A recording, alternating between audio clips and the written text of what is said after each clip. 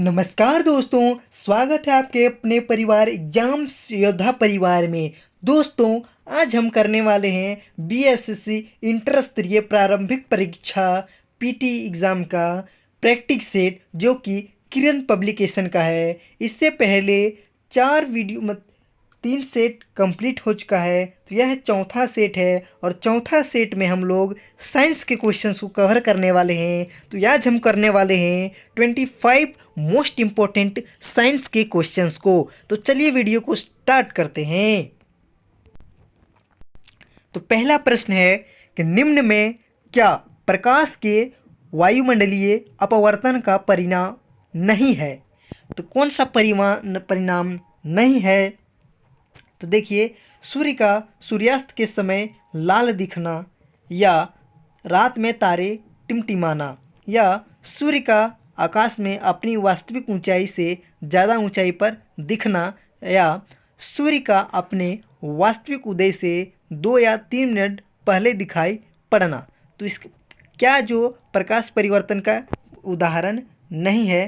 तो इसका आंसर हो जाएगा सूर्य का प्रकाश अपने वास्तविक ऊंचाई से ज़्यादा दिखना। यह जो है वह प्रकाश अपवर्तन का उदाहरण नहीं है। यह प्रकाश अपवर्तन का उदाहरण नहीं है। अगला प्रश्न की बात करें तो यह अगला प्रश्न हम लोग देखते हैं। अगला प्रश्न है कि साइकन स्पंजिला और यूसेप्लिजिला किस संघ के उदाहरण हैं? तो यह जो है यह पोरीफेरा के प्रजाति हैं, यानी कि पोरीफेरा संघ के उदाहरण हैं। किसके हैं? पोरीफेरा के। अगला प्रश्न देखते हैं, चुंबकन की विधि क्या है? चुंबकन की विधि क्या है? तो चुंबकन की विधि जो है वह चुंबक पर प्रभाव करना होता है। यह विधि क्या होता है? चुंबक पर प्रहार करना। अगला प्रश्न देखते हैं हम लोग। अगला प्रश्न है, डैश में उच्चतर वर्ग होने के कारण कूलों के समूह होते हैं जिनके कुछ लक्षण एक समान होते हैं। तो इसका मतलब क्या हो गया? यानी कि इसका आंसर क्या हो जाएगा? इसका आंसर हो जाएगा गण, यानी कि ऑर्डर गण। ठीक है। अगला प्रश्न देखते हैं।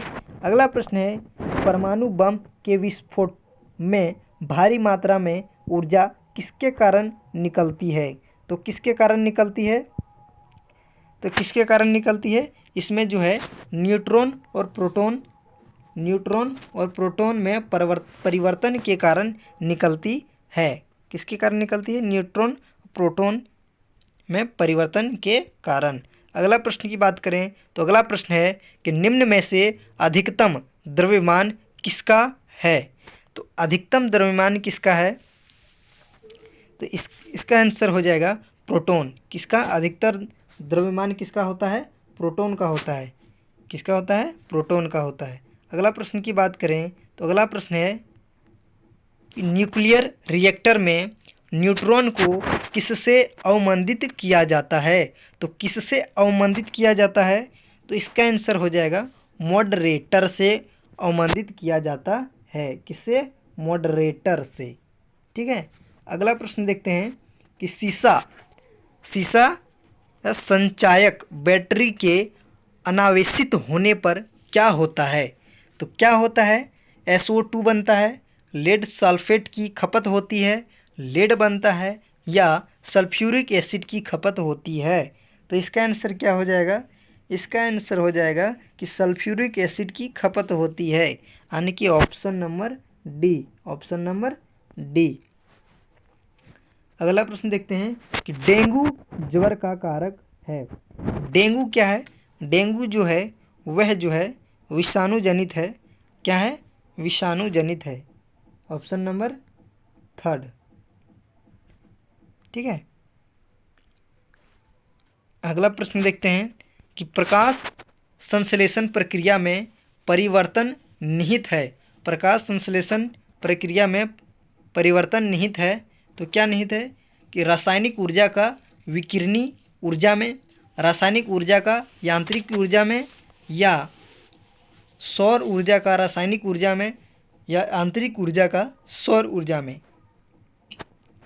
तो इसका आंसर हो जाएगा कि सौर ऊर्जा का रासायनिक ऊर्जा में बदलना। ठीक है, अगला प्रश्न की बात करें। अगला प्रश्न है कि विटामिन B12 में कोबाल्ट की मौजूदगी को सर्वप्रथम किसके द्वारा सिद्ध किया गया था? तो सर्वप्रथम किसके द्वारा सिद्ध किया गया था? तो इसे जो है स्पेक्ट्रोस्कोपी के द्वारा सिद्ध किया गया था। स्पेक्ट्रोस्कोपी के द्वारा सिद्ध किया गया था। अगला प्रश्न है कि एक वयस्क मानव शरीर में हड्डियों की संख्या कितनी होती है? तो यह जो है 206 हड्डियाँ होती है। कितनी होती है?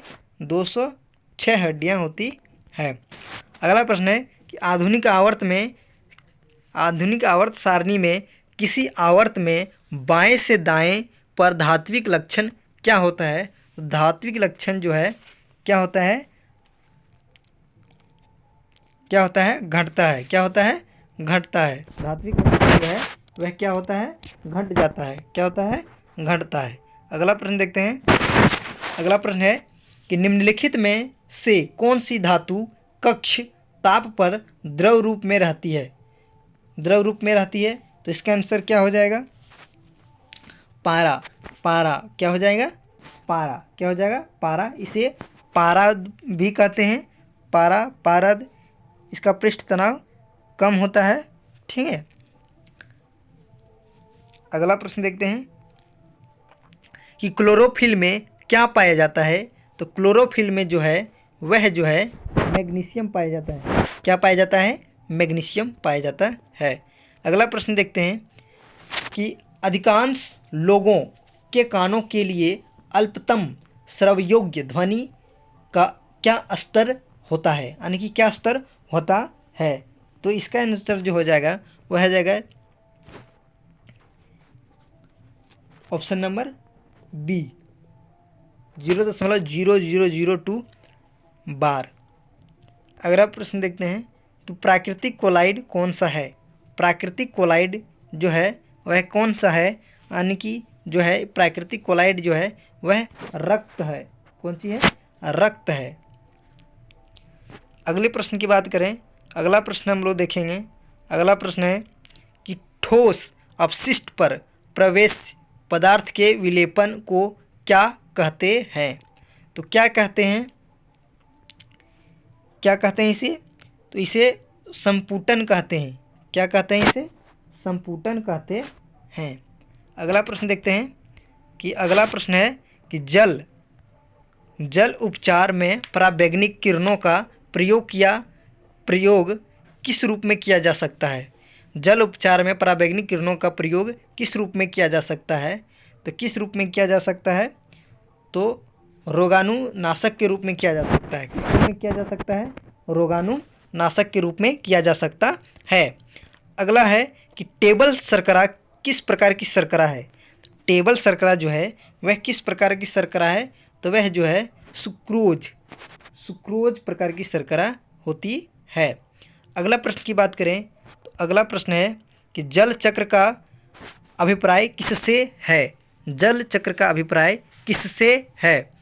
तो आपेक्षिक रूप से शुष्क क्षेत्रों में जल को पुनः संचक्रित करने का एक समकालित प्रयास, या जल का महासागर से पृथ्वी की ओर पुनः महासागर की ओर निरंतर संचलन, या अत्यधिक जलस्तर होने के कारण गंदे हुए क्षेत्रों में जल का वैज्ञानिक प्रबंधन, या आपेक्षिक रूप से शुष्क क्षेत्रों में जल वितरण।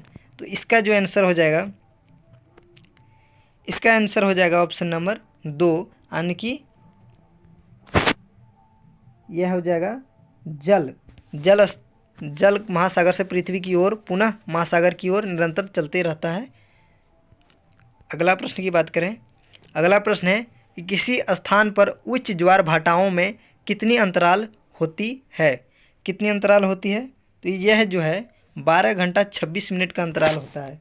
कितना का होता है? 12 घंटा 26 मिनट का अंतराल होता है। अगला प्रश्न की बात करें तो अगला प्रश्न देखिए, अगला प्रश्न है कि निम्नलिखित में से कौन से ग्रह पर जल चक्र मौजूद है। तो किस ग्रह पर जल चक्र मौजूद है, तो यह जो है पृथ्वी पर मौजूद है। अगला प्रश्न की बात करें तो अगला प्रश्न देखते हैं। अगला प्रश्न है प्रथम भारतीय उपग्रह आर्यभट्ट किस वर्ष छोड़ा गया। तो यह जो है 1975 को छोड़ा गया था। कहाँ से छोड़ा गया था, उज्बेकिस्तान से छोड़ा गया था, ठीक है, ये रूस के सहयोग से छोड़ा गया था, ठीक है। अगर अगली प्रश्न की बात करें, अगला प्रश्न देखें हम लोग, तो अगला प्रश्न है, अगला प्रश्न क्या है, अगला प्रश्न है कि निम्न में से DBMS की पहचान कीजिए। DBMS की पहचान कीजिए। तो DBMS क्या है, तो यह जो है डाटाबेस मैनेजमेंट सिस्टम, यह जो है एक प्रकार की सॉफ्टवेयर होती है। यह जो है एक प्रकार की क्या होती है, सॉफ्टवेयर होती है, यानी कि यह जो है PLSQL, इसका आंसर हो जाएगा थर्ड, PLSQL संबंधित है। तो इस प्रकार हमने साइंस का 25 क्वेश्चंस को कवर किया। इसी तरह के वीडियो को देखने के लिए चैनल से हमारे ज़रूर जुड़ें और वीडियो को लाइक ज़रूर करें। मिलते हैं अगले सेट में, तब तक के लिए धन्यवाद।